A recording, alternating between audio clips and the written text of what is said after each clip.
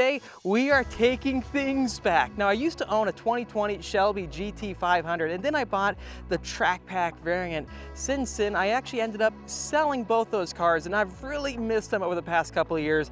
Today we're actually getting the chance to get back inside a Shelby GT500, and not just any GT500, we're talking about the final send-off variant. That's right, the GT500 Heritage Edition. I wish I was ordering the GT500 when this package became available, because honestly, I would have chosen over the Ford Performance Blue I got with the white painted stripes, because this is timeless. And the reason why it's timeless is because it's taking all the amazing heritage from the 1967 GT500, being Brittany Blue and Wimbledon White with the combination, and then having a reincarnation of that. Let's do a quick walk around of the vehicle. I want to find out, really, is this something that you should consider in this day and age with the next generation Mustang coming out, like the Dark Horse? Because they are getting expensive, and the performance, well, they're going to be different. So let's get straight to it in this video, and then let's take it out for a drive. This is it, like I was talking about, similar to my GT500, but then very different with the color scheme. One thing that Robert pointed out to me, who is the owner of this GT500, is that since he did not get the painted over-the-top stripes, these are the tape stripes of the Wimbledon White, he was able to get the side stripes down below. And I honestly didn't realize that, but thinking about it, I've never seen a painted stripe GT500 that has the lower side stripes down there. I think it adds a really good touch to the car, and it shows more of the Wimbledon White, especially on the sides. This is a handling package variant of the GT500. Currently, he does not have the front splitter wickers installed. They give you more downforce in the front end, but then they also give you more drag. And since he's not on the racetrack right now, I guess he might be getting 0.5 better miles per gallon on top of that because, well, Ford recommends for the street, for the better usability and gas mileage, pull them off. He also does not have the gurney flap installed on the side. Again, he's not tracking it right now.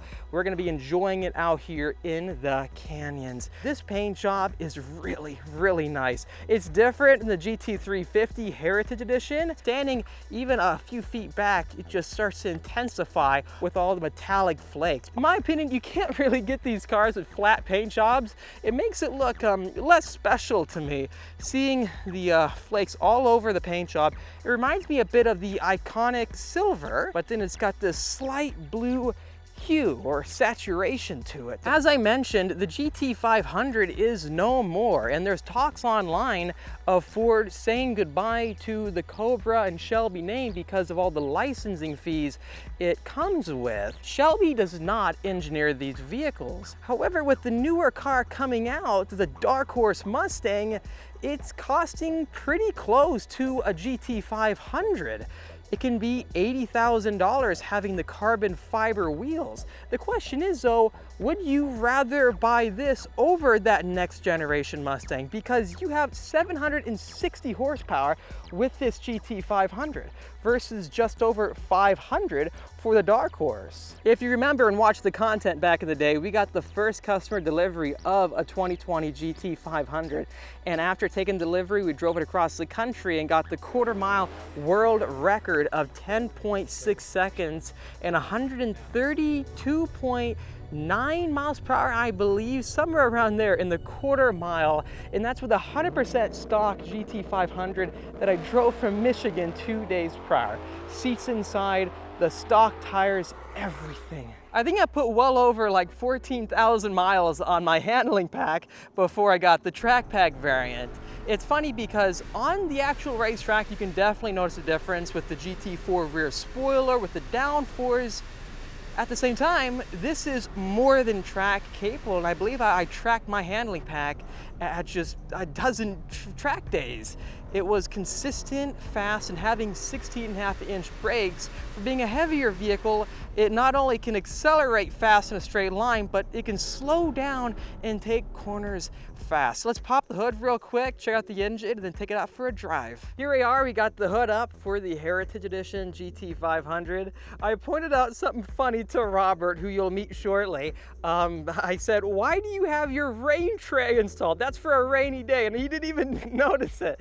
So once this is pulled out, you'll get much more airflow for the hot air to exit. The car can definitely handle the heat, because out of all my track days and years of ownership, I never had any heat problems at all. For having 760 horsepower, you can run this vehicle all day long at the racetrack. What won't last is the gas, because on the street you might get, what, 14 miles per gallon if you're very careful on throttle. On the track, that'll go to about a gallon a lap, depending on how big some of these tracks are. One other funny thing I want to point out is that this engine, well, even though I sold my GT500, I technically still have a Predator 5.2 liter supercharged V8 in my Raptor. It's just got 60 less horsepower and it's tuned with more torque. Similar to the GT350, you also have the carbon fiber composite front clip. I will be honest, you can definitely feel the weight difference between the GT500 and the GT350. In my opinion, I think it makes both cars unique in their own way. One isn't necessarily better than the other. They both hold different attributes, whereas if you want the lightweight, naturally aspirated, raw track car, the manual GT350 any day, there's no overlap really, because when you get into the GT500, you have 200 plus more horsepower, and then a dual clutch transmission that's just as fast as the exotic supercars. Let me introduce you to Robert, and let's get back inside the GT500 to really answer this question, whether or not you should consider this over the next gen Mustang coming out, and what this vehicle means for the end of a timeline. How you doing, Robert? Doing great, Austin. Thank you for coming out and baking in the sun with me today. I know it's unbelievably hot outside, but at least we both have cool sunglasses on to deal with the bright sun and the heat. Absolutely. How long have you had this GT500? Because the Heritage Edition, they're quite rare, and I haven't seen many on the road at all. Plus production, I think, is fully over because the new Mustangs are coming out. Absolutely, yeah. So this was a bit of a Christmas present to myself. I actually got the call from the dealership in Denver. I live in Southern California in Laguna Beach, but they called me on December 26th and they said, we have your car. I'd been on a search probably for about 2 months after I saw it at the LA Auto Show. I saw this beautiful Brittany blue with the Wimbledon white stripes, and I absolutely had to have it. There was no other GT500 that I wanted, and I must have talked to probably 10, 12 different dealerships around the country. As you know, obviously there were some pretty extreme markups, especially here in California. So I was looking anywhere, you know, all over the eastern seaboard and across the central United States. And I was actually fortunate to find it in Denver, and was able to put it in a closed container truck and had it shipped out, and I got it in January. So it was built in late September. Yeah. Wow. So they sat on it for a little while. And so far, you're pretty happy with it? I'm extremely happy. I get that question all the time, and I just absolutely love it. Every time I get in it and I start it up, my heart just starts to beat, and just the sound of that engine and the experience of driving is unbelievable. I've never been in the Heritage model. I know fundamentally it's gonna be the same as the standard GT500, but again, the color combo and it being completely gone now, phased out, it's gonna be exciting to get back in it. So does that sound good with you? Let's do it. Let's go for a drive. All right, guys, here we are getting inside Robert's GT500. Now, what's interesting is that he owns a Tesla as well. So you've got complete opposites, right? I do, polar opposites. Wow, dude, let's put the AC on a little bit first. I miss that sound. The new Mustang, you don't have that Predator engine, the 760 horsepower supercharged V8. You don't just hear that deep throaty engine, you hear the supercharger whine. It's gonna be gone now. I just feel like the Shelby name with the GT500 logos and graphics, it's iconic, it really is. And not only are the vehicles iconic to me, but just when I meet the owners, everyone is super passionate, like yourself, about their cars. They feel they are truly special. I just think the entire ownership clique with getting one of these cars is very exciting. And I think it makes it very exciting for other people too. I love how people just literally yell Shelby, or they yell Shelby from the streets, and yeah, a lot of people get very excited about this car. They're very enthusiastic, and the history with Carroll Shelby and the fact that it lives on today through this car is really exciting, and it's a real privilege to own it. Robert, thank you again for the opportunity to drive your GT500. These are special cars. I know how much this one means to you. With the new Mustang coming out, dude, I mean, I think this car is gonna really hold a special place in all of our hearts because there's just nothing like it. That sound is gone. It's gonna be gone. I'm very curious though if they do end up coming back with a next generation GT500, because all the talk right now online that I've been hearing about or just reading, people are making the claim that the Shelby is going to be no more and Ford's going to try to create new names, similar to what like Dodge did with the Demon, right? Like, what are your thoughts on that? Yeah, I mean, it does seem like this could be the end of the era. I mean, no disrespect to the 650 platform, and I would love to see another Shelby with that platform, but it just doesn't seem like that's the direction that Ford Performance is going right now. So, yeah, this could really be the last of the generation. The GT500 starts at around $80,000. How much was the Heritage package on top of that? Yeah, I want to say MSRP on this one was about $87,500. Wow. So yeah, obviously that Heritage did add some to it. It's just so fun, man. I miss that. The downshifts? Oh my gosh. That's not even the loudest setting. We're in what, sport mode, right? Is that the loud exhaust? Yeah, you can go to either track to the loudest, or my mode is sport with the track exhaust. Oh, so that's your favorite mode, right, that you customize? Yeah. My favorite part with this car is the downshifts. And once you get on power and the upshift at right around 6,000 RPM, you get the pop. So like if I roll on the winds a little bit more, just listen to this engine. That, right there, the pop. And I love to time that when there's a car next to me. How do you feel doing that? I love it.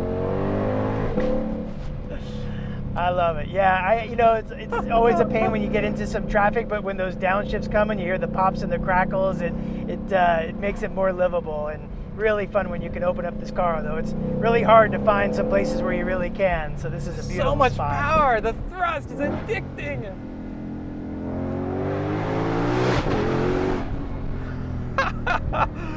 Oh my gosh, I forgot how much thrust it has. Yeah, and that dual clutch transmission is really amazing. To play off what you're saying, it feels just as fast as Porsche PDKs to me. How often are you in the passenger seat in your own car? I think this is the first time. This is the very first time, and I'm loving it. Just puts a smile on your face. Anyone can get inside this car and start getting confident real fast in it. Though when you go in track mode and you turn everything off, of course you gotta be very careful, because I've done that quite a lot on track, and the car, it can kick out. You can definitely hurt yourself in a GT500 very fast if you don't know what you're doing. You don't respect all that power.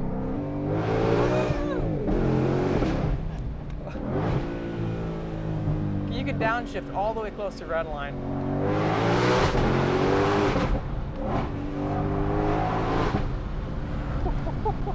You gotta track this car, man, I'm telling you. I'm sold. Well done.